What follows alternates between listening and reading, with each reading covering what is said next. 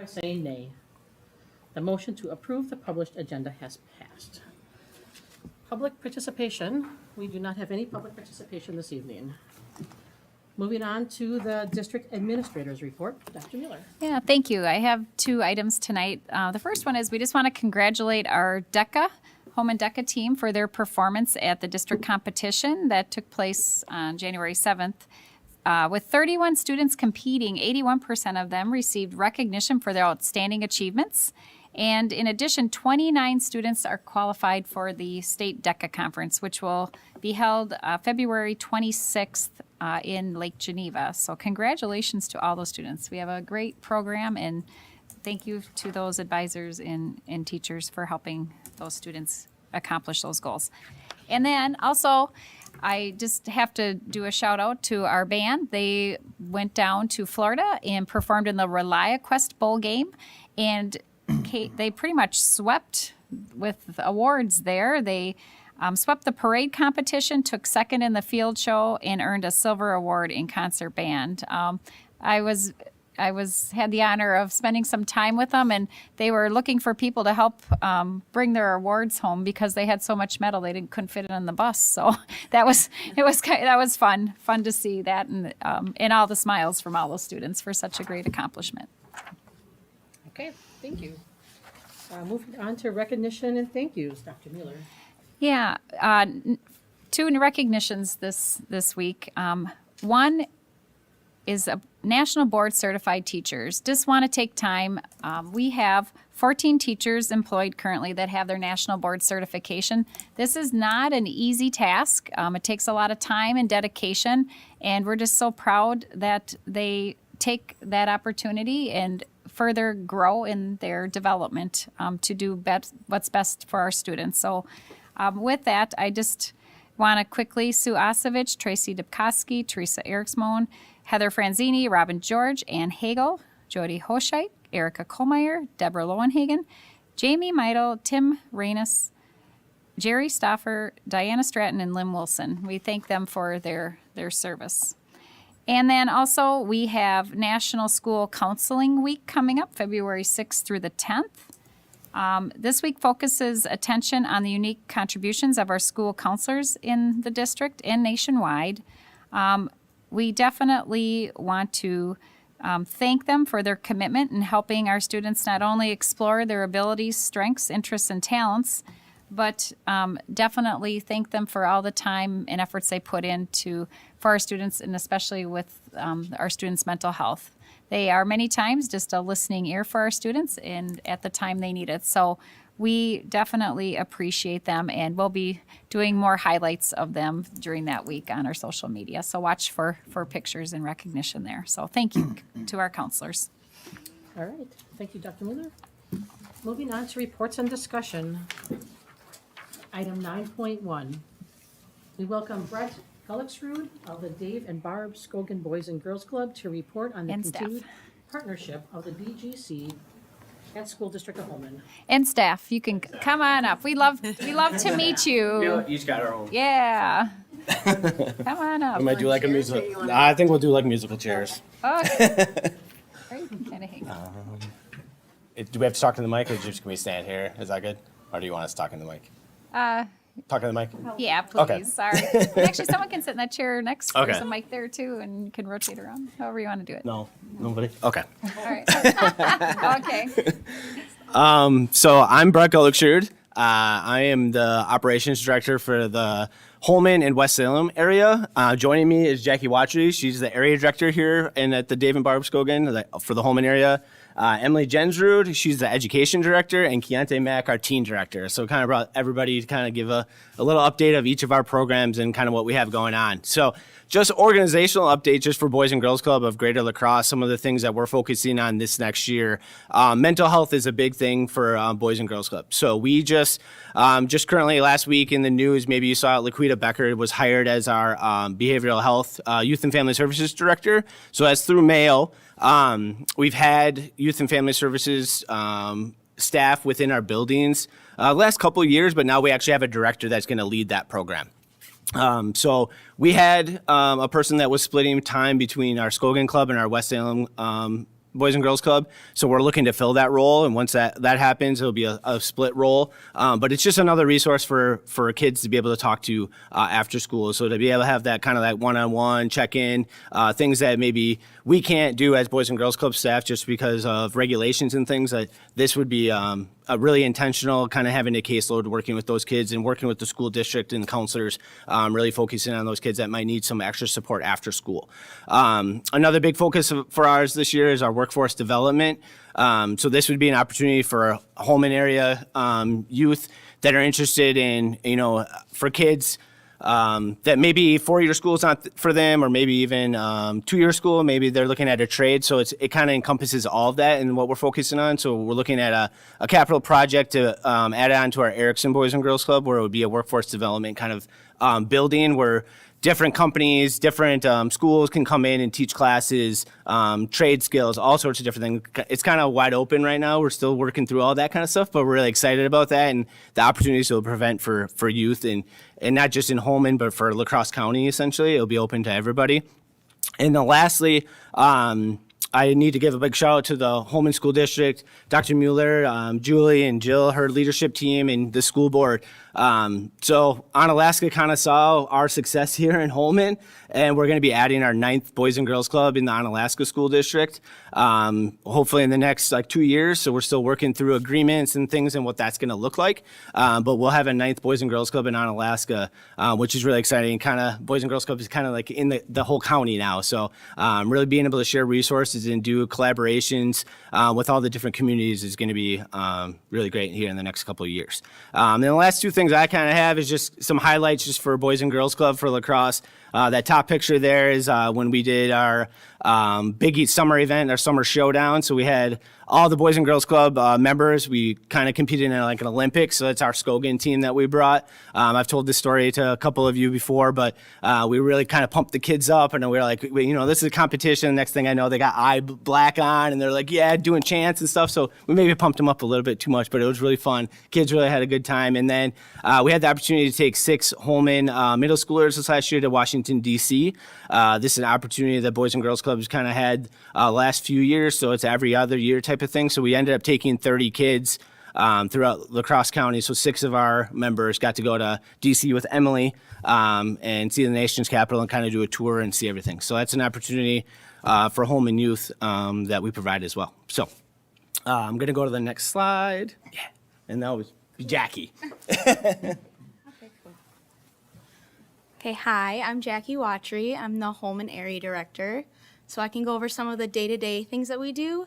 So on average, our attendance is about 215 kids every day from kindergarten through 12th grade. So it's kind of split in half, with there being more K through 2 or K through 5th rather than teens. But within that, our building is split into kind of 3 age groups. So we do K through 5 is split into K through 2 activities, 3rd through 5th activities, and then there's also the teen center. So from our day-to-day operations, we have rotations for the K through 5th graders, and with that we have different partnerships, like we did bike safety in the summer with the police department.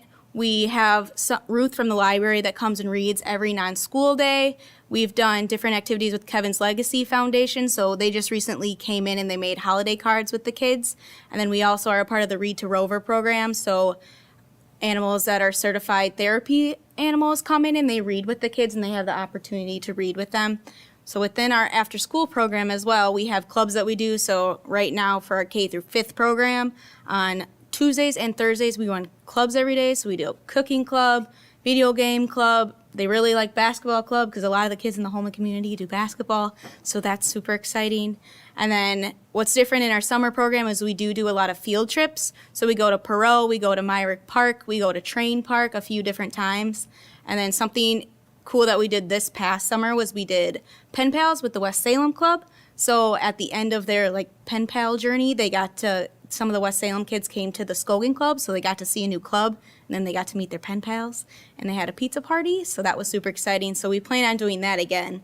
So not only are different kids within the community that go to different elementary schools meeting other kids in this school district, but we do parties and other things with other clubs within just the organization, so they get to meet kids all in La Crosse County, which is really cool. That's me.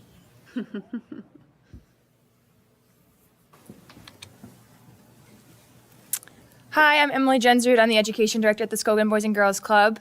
I run the Sail to Success program, which is the after-school tutoring program. We offer one-on-one and group sessions multiple times a week for 58 different members.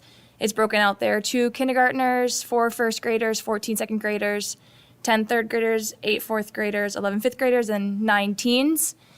Within our tutoring, we have 3 other enrichment assistants other than myself, and we plan those activities based on the needs of the members that are in there. So this is Ava in this picture here with Abby, and Ava's learning how to spell basic sight words with different activities, and Abby's really great at coming up with super creative games and activities for her caseload. We each have about 13, 3 of us have 13 kids on our caseload, and then we have a couple floater kids who aren't there as often, and then we have 1 enrichment assistant who has 7 kids on her caseload. We do monthly challenges, which is the second picture here, and each activity that they do gets a piece of paper. So for Halloween, we did ghosts and bats, and every time they do 25 multiplication problems, they get a ghost or a bat and they put it on the wall. And then the members who have the most at the end of the month get an extra prize. So this is the first 4 months of the school year, and then for January, we are building snowflakes, and the top 3 members that have the most snowflake pieces are going to pie the staff in the face. So that will be exciting for the end of the year, or for the end of the month, excuse me. And then for Power Hour, that is in the general programming time. Jackie was saying that they break up into different activities. Power Hour is the 30-minute educational activity that goes on off of the themes for general programming. So we always do math, reading, and writing, and then we try to sneak in some history and science as well. For Summer Brain Gain, the activities are like 45 minutes and hit all those basics as well based on the themes for general programming. And again, we have 3 enrichment assistants, and we're hoping to add a 4th within the next couple months here. Okay.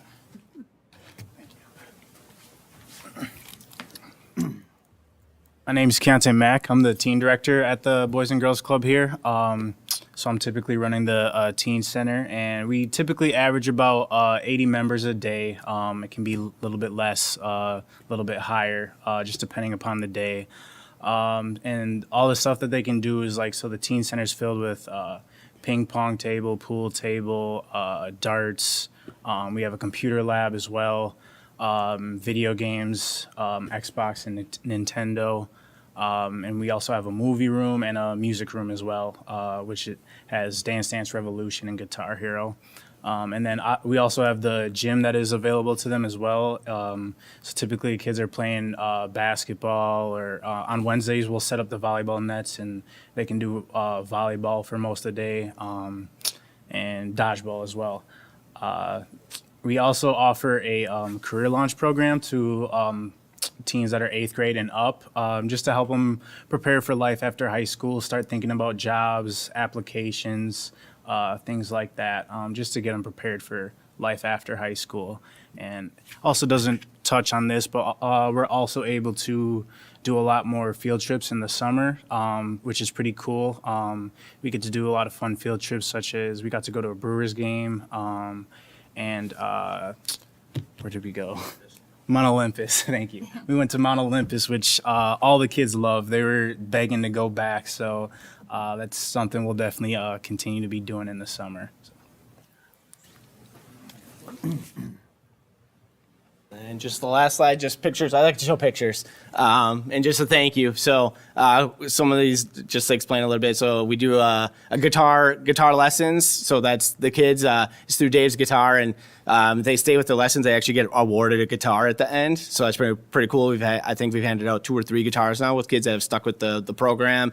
Cornfest Parade, take part in that, and then we've done a talent show before, so those are the kids holding up their certificates, and then just field trips in the summer. So just want to say, like, once again, I wanted to say thank you to everybody in this room and obviously Dr. Mueller and her team, and just I was joking with Jill earlier about how you built it. They will come. They've definitely started coming. So we are pretty jam full right now with a lot of kids, which is good to see. So, well, thank you. Thank you. Okay, thank you. Anybody have any questions? Questions? I have one question. Okay. Actually, about the Sail to Success program.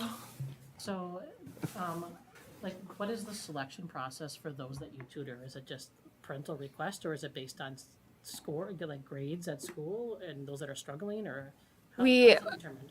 We do have a referral program for middle schoolers and high schoolers. That is something that we're still kind of working on launching on a bigger scale. So for teens, that's kind of how I've gotten a lot of them. All of our youth members, our parents reach out, or kids will often like see that we're taking kids and they're doing those activities and they'll want to join. And then we find out that, okay, yep, they could use help with writing or sentence structure or math. So for the younger kids, it's mostly parents reaching out. And then for teens, we'll have some parents, but we do have that referral program. Thank you. Anything else? All right, thank you all. Thank you so much. Moving on to item 9.2 and 9.3. Executive Director of Finance and Operations, Julie Holmen, will present the resolutions awarding sale of the initial bonds associated with the 2022 referendum. The resolutions will appear on tonight's consent agenda. Eric's doing it, or Do you want to sit next to me? Sure. Good evening. Eric is here with us again today, and he'll be presenting. We have a lot of documents attached, so what we're doing here is combining the two resolutions of the different sales into one presentation, and Eric will speak to that. Do you want that? Do you want me to forward? Okay. Nope, that's fine. Either way. Thank you. Good evening. Nice to see everybody again. I feel like I was just here, which is good. Last time I was here, we kind of talked about the plan of attack, and tonight we're here to talk about the results. Ultimately, you're going to be asked to approve some resolutions, and unfortunately, somebody's hand's going to hurt from the signatures associated with two bond issues, but we're very pleased with the results, and I think the execution of the plan, which is the final step we'll show this evening, I think is going to show the board and the community the work that's been put in and the thought that's been put into it. Before getting into it, I like to show this slide. So normally we would show like 20 years of history, but I think what's important in the interest rate environment as it relates to municipal bonds is really looking at short term. So much is happening with the Fed and in the economy, and a lot of it is evidenced in this little 6-month look at a 20-year maturity. So instead of showing 20 years, we just shortened it to 6 months. And I'd like to highlight when your referendum passed where interest rates were kind of leading into that. And pre-referendum, we were thinking we were going to be at 4.25%. Commitments to the community related to taxes and interest costs and things like that were communicated. And you can see, visually speaking, we're in a much better place, and the results that we're going to share with you this evening has really yielded a much better locked-in interest rate for the next 20 years as it relates to a large portion, $50 million of the long-term debt associated with the capital projects that are going to be completed here over the next few years. So the first one that I wanted to talk about was the tax exempt issue. So the largest piece of the 50 million is 35 million issued as tax exempt.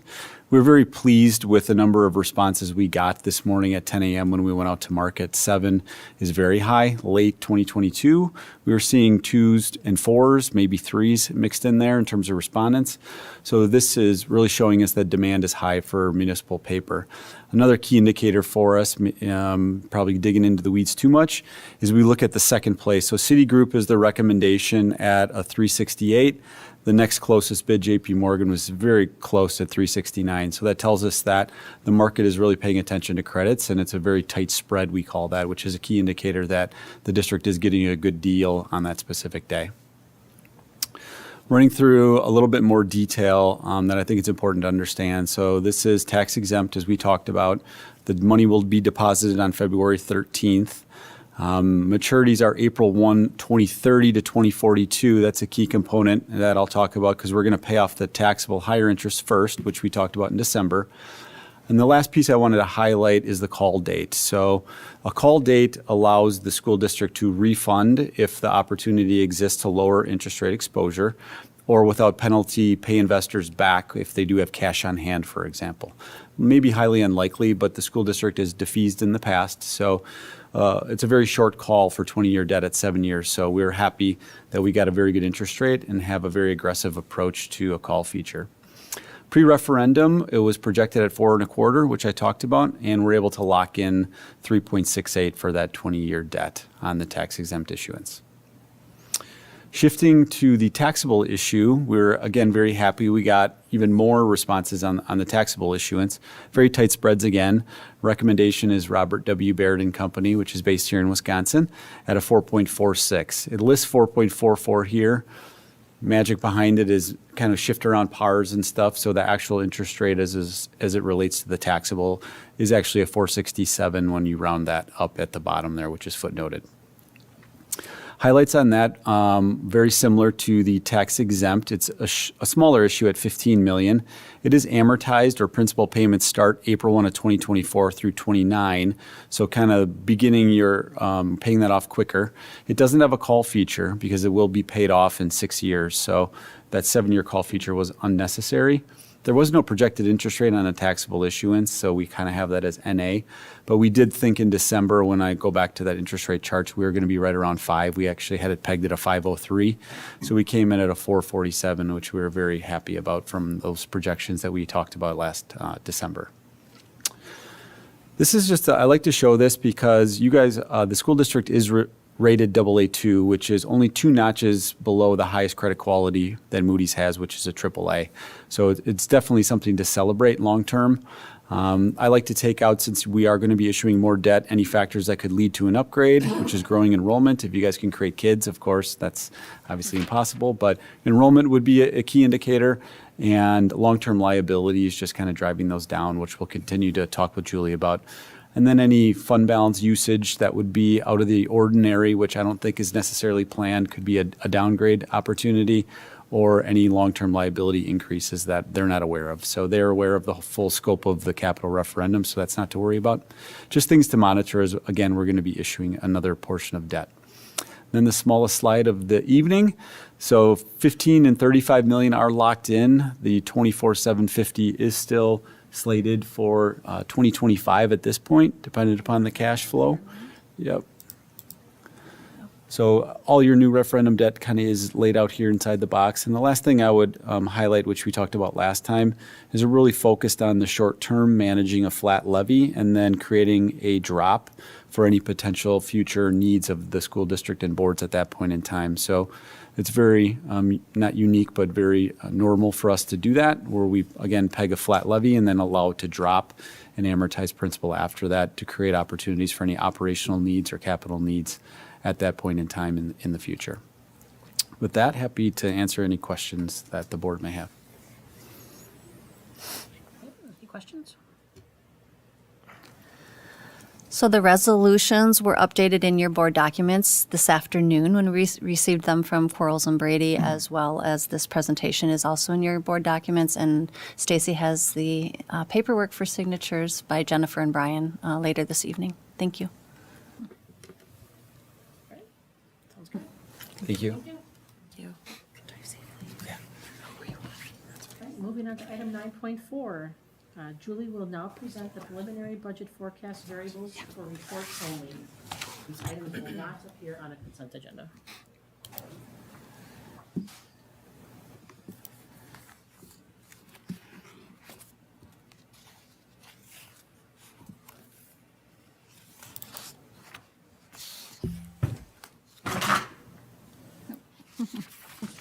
Sorry about that.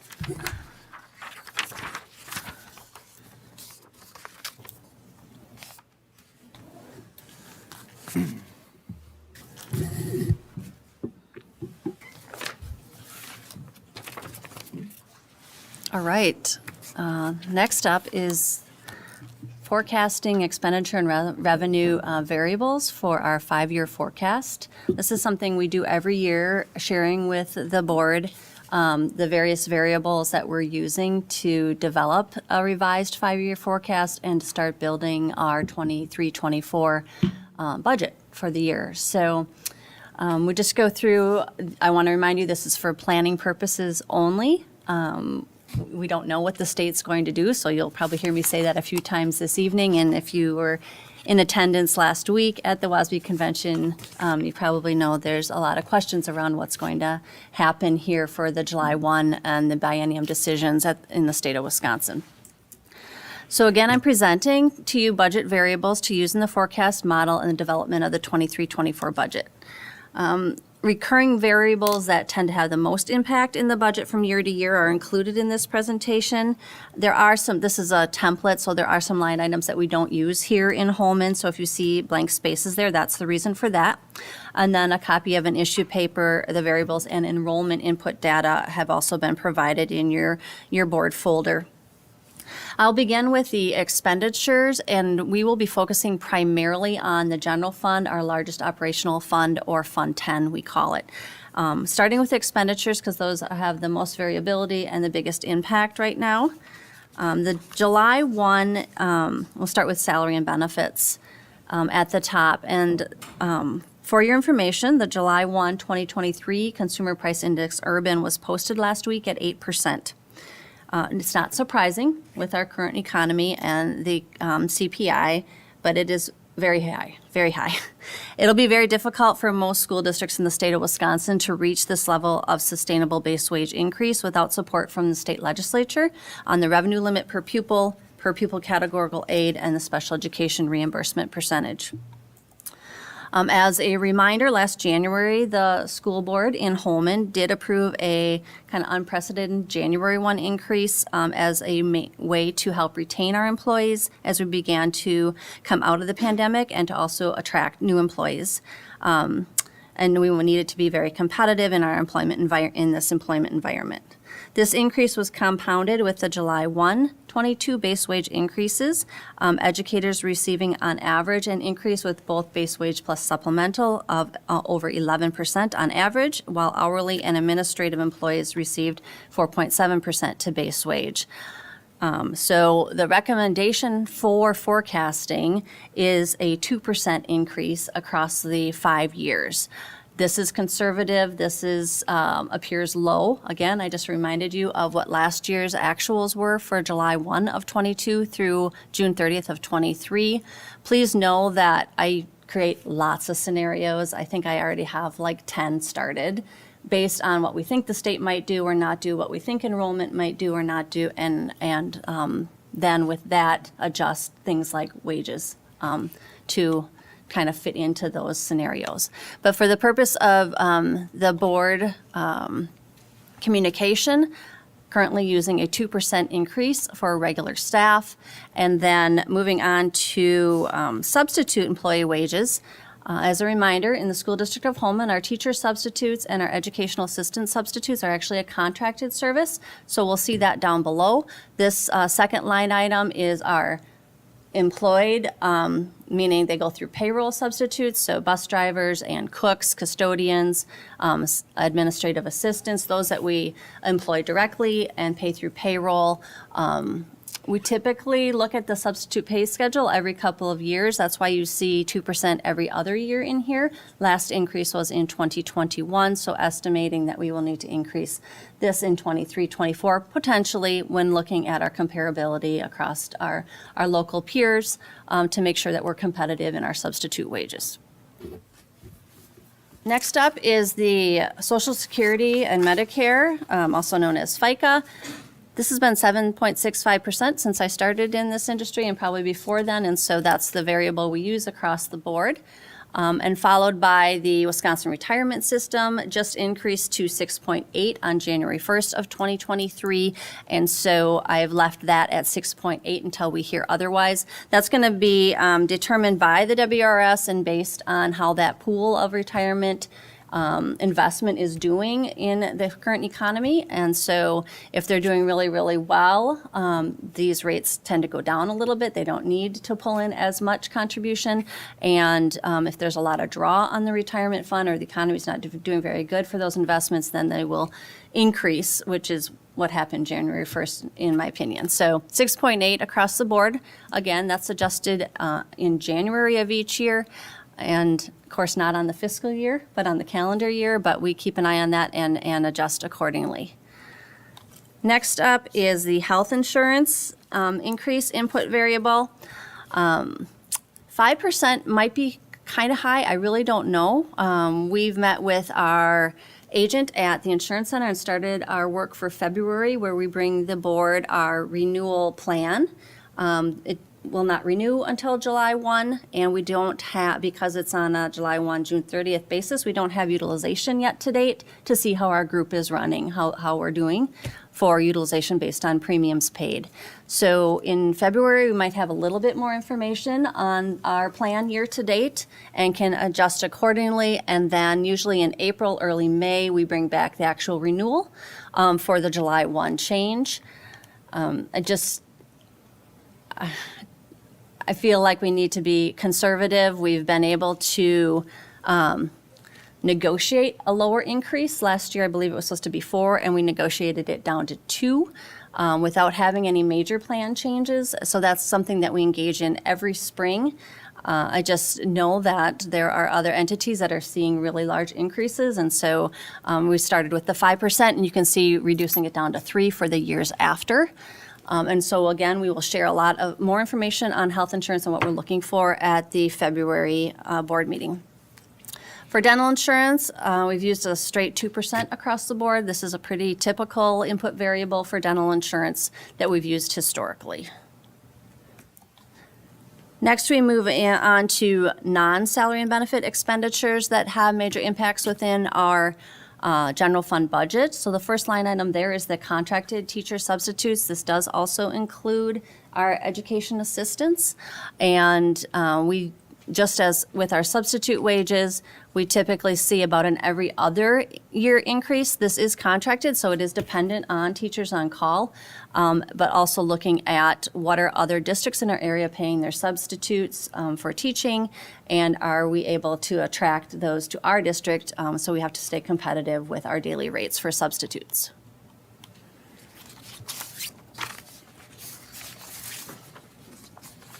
There's a line item in here under Object 362. That's a accounting code object that we have to use in business services and schools in Wisconsin. This is a carryover from prior year. We're in the process of transitioning from our 2 Skyward platforms, which houses all of our finance and HR data, into what's called Skyward Cumulative. The initial expense was on last year's input variables, and this is just the estimated increase year on year after the initial transition.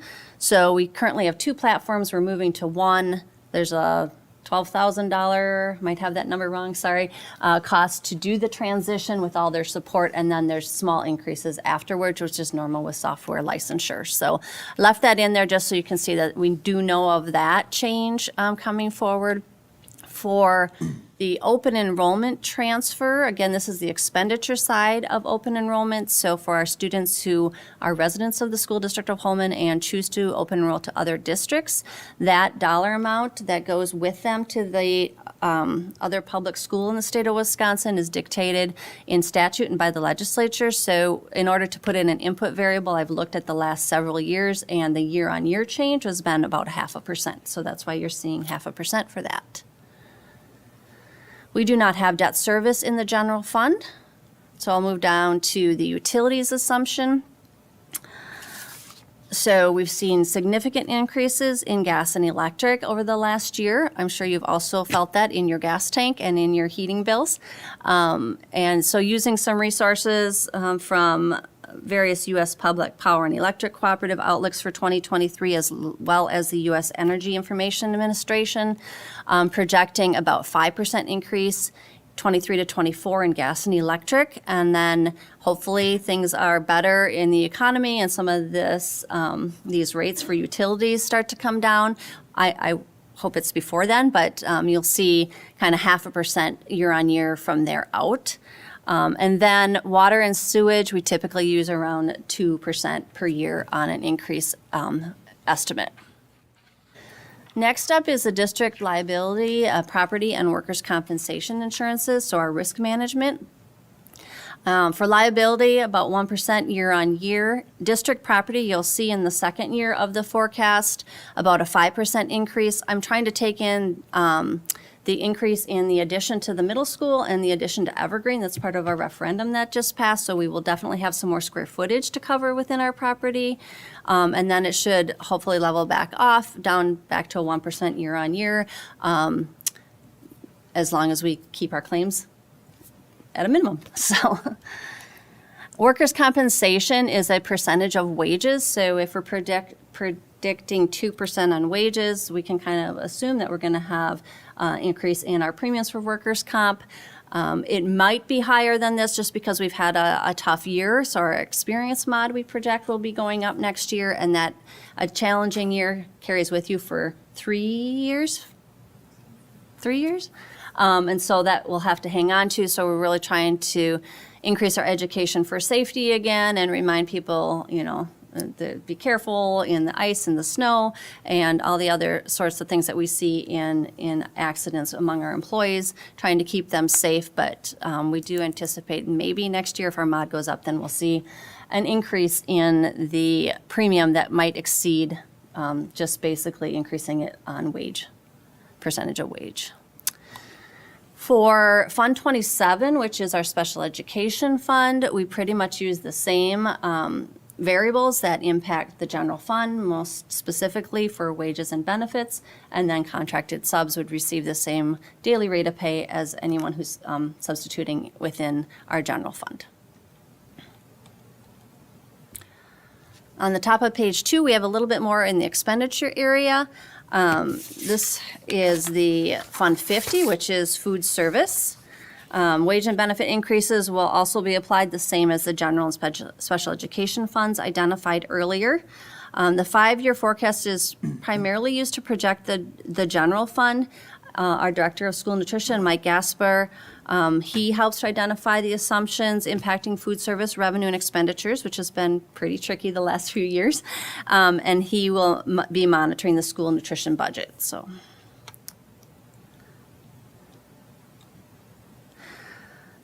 the last couple things I have here for the general fund include the technology referendum non-recurring. If you recall, this one of $450,000 is expiring. It was for 5 years.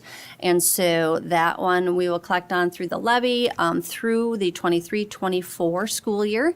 And then it does fall off. And the following year it is replaced by the new referendum of $650,000. I have one correction to make here. On the expenditure side, only $450 would be spent in the FY25 and forward. And if you remember, the balance of that for $200,000 is for sinking fund for future use.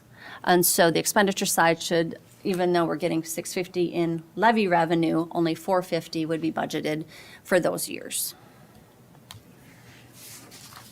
Next up is the revenue input. Beginning with the October 15th equalized valuation change, the input variable here is 7.8% for 23-24. That's using a 10-year average. Last year we actually went up over 12, almost 13%. So as other things in the economy slow a little bit and interest rates are rising on purchase of homes, we're estimating that we won't see a 13% next year, but we'll still see a pretty decent increase in our property valuation in the School District of Holmen, followed by slower growth, 5%, 4, 3, and 3. That's monitored every year. We do still have some building going on and several residential plats for sale are being built currently. Just don't think it's going to be as accelerated as we've seen in the last couple of years.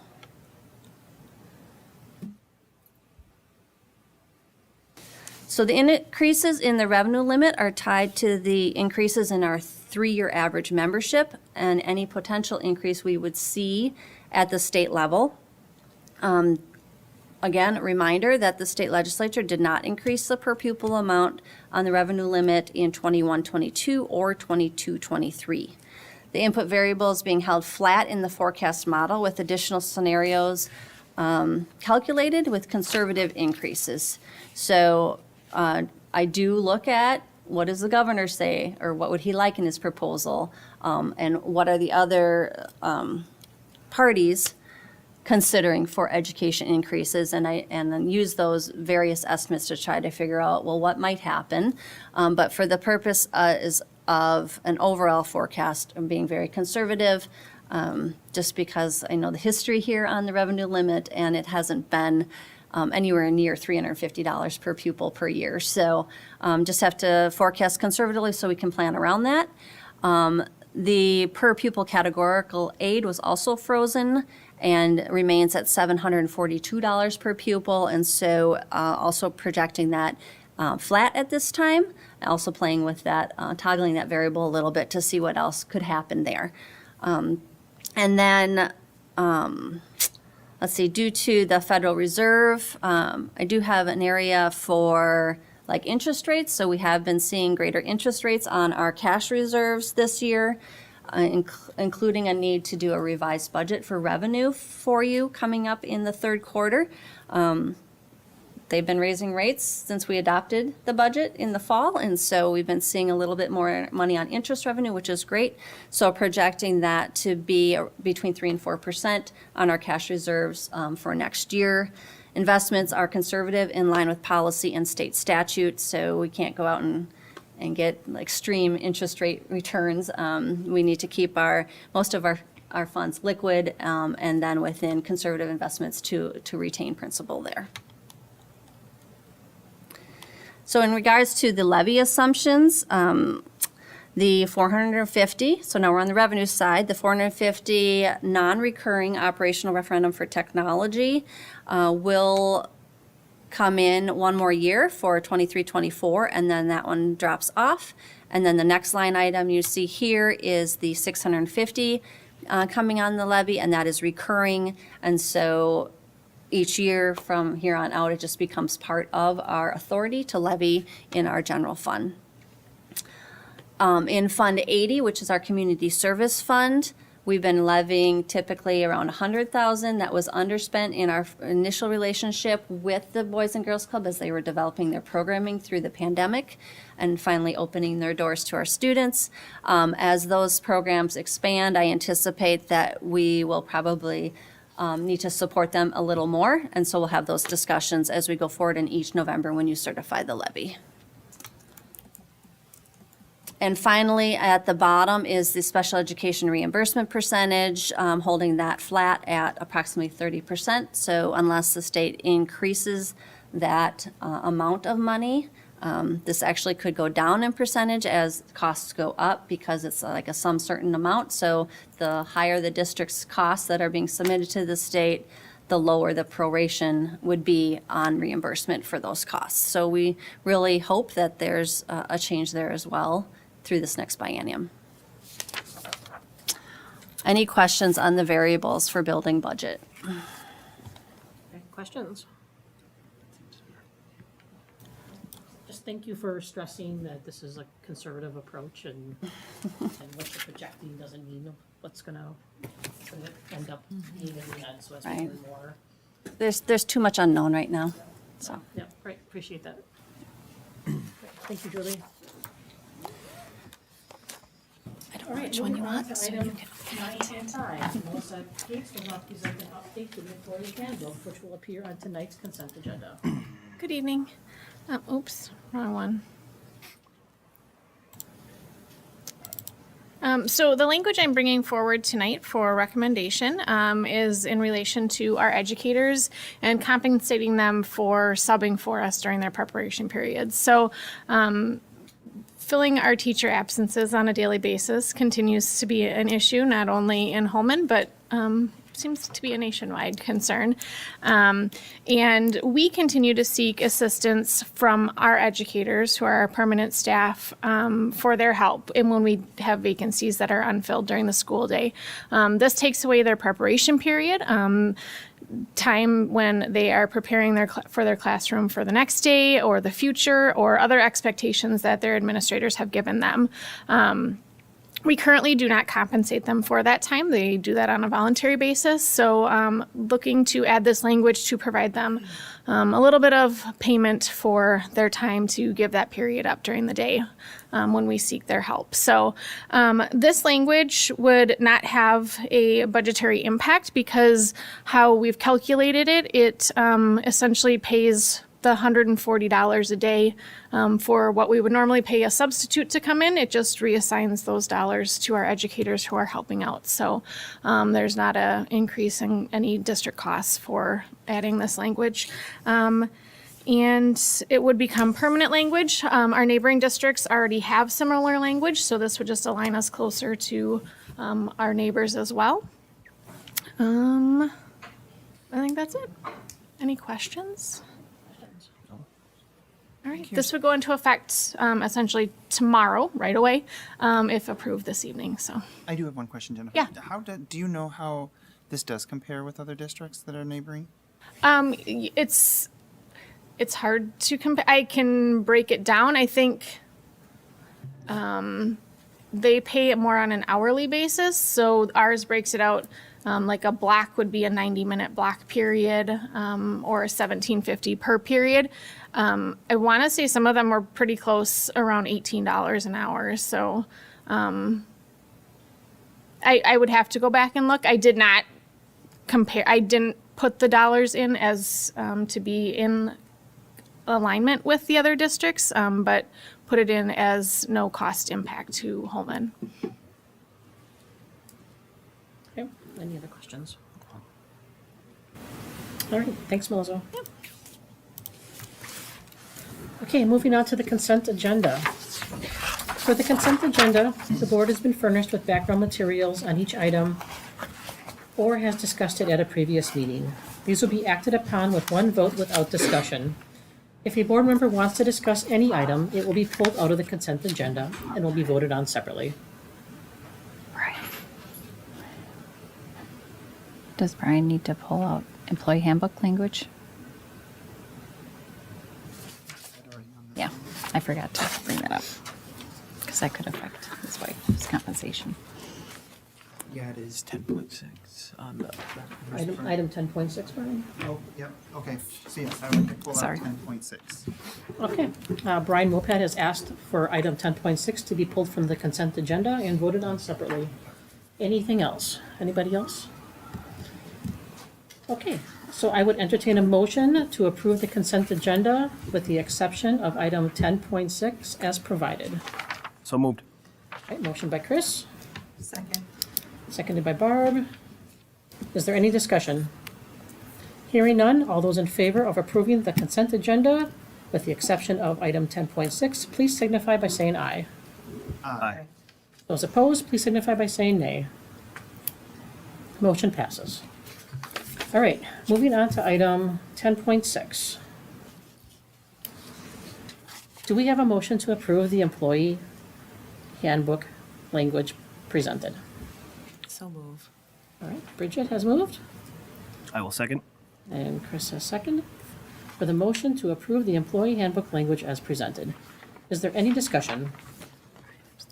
Hearing none, all those in favor of the motion to approve employee handbook language as presented, please signify by saying aye. Aye. Aye. Those opposed, please signify by saying nay. Motion passes. And I would like to request that I abstained from that for conflict of interest. Yes. Thank you. Yep.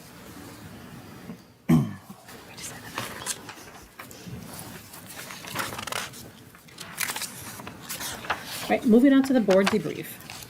I will call upon board members and ask you to present any comments or committee reports you have. And tonight we'll start with Chris Lau. This evening we had a facilities meeting. We will be bringing forward three board policies to be considered regarding school facility planning, site acquisition, and the usage of drones on school property. We had a couple other ones that were being tabled for further discussion at future meetings. From my personal perspective, I did attend the state school board convention last week. It was a very good learning opportunity for me. I was able to converse with some of my other board members and get to know them a little better. Some of the sessions that I attended were around public participation at meetings, considering diverse perspectives when making decisions as a board, compensation systems and models, Title IX and transgender students, how we prevent and respond to bullying, mental health for students and staff, and then some of the keynotes were very informative about leadership in general. So overall, a very good conference, very beneficial, and I appreciate the district for letting me attend that. I just want to do congratulations to the DECA students. The numbers and the success that program has within our district is always very impressive. I just want to reiterate with Dr. Mueller's comments about the National Board Certified Teachers and our counselors. Those are two very important things for our district. And then it's always great to hear from the BGC. I think that collaboration that we have with them has been a huge success for our community. So that's all I have for tonight. All right, thanks, Chris. Bridget. Yeah, I just wanted to mention last Wednesday was the National Maintenance Day, so just wanted to kind of give a shout out to all of our maintenance staff because we know how imperative they are to the smooth running of our buildings, and they're very appreciated. Also really impressed by the Boys and Girls Club presentation tonight. I personally believe that these community partnerships are imperative to the overall success of our schools. And just like Chris, really thankful for the opportunity to attend the State Education Convention, and I felt really fortunate to attend just a variety of topics so that I can continue my learning so that I can best serve this district. And then with that being said, had the opportunity to attend quite a few around funding issues, and we know how complex those issues are. So I did want to thank Julie Holmen for just her fiscal expertise and guidance for our school district. I think we're really lucky to have you, so thank you. Okay, next is Brian.